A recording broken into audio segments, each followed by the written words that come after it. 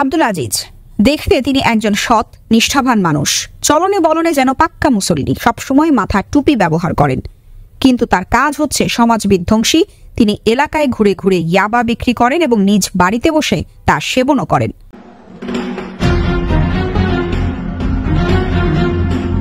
আব্দুল আজিজ নিজেকে একজন বিএনপির কর্মী হিসেবে দাবি করেন। জানা গেছে বর্তমানে বিএনপির শক্তিকে কাজে লাগিয়ে দেদারসে মাদক বাণিজ্য করে যাচ্ছেন তিনি। তার নামে একাধিক মামলা ও অভিযোগ থাকলেও তাকে যেন কোনোভাবেই থামানো যাচ্ছে না। বলছিলাম কুমিল্লা মুরাদনগরের ভাঙ্গরা বাজারের আব্দুল কাদের মিয়ার ছেলে আব্দুল আজিজের কথা।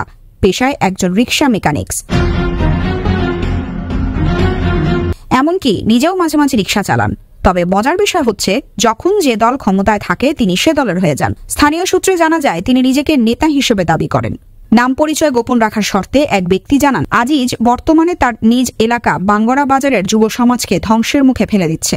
তার সহযোগিতায় এলাকায় মাদক সেবনকারী দিন দিন বেড়েই চলছে। এলাকাবাসীর দাবি, মাদক বাণিজ্যকারী আজিজকে আইনের আওতায় এনে শাস্তির ব্যবস্থা করা হোক এবং এই এলাকার যুব সমাজকে তার হাত থেকে বাঁচানোর চেষ্টা করা হোক, এই প্রত্যাশায় স্থানীয় বাসিন্দাদের। মোহাম্মদ রেজা, কুমিল্লা ক্রাইম বার্তা।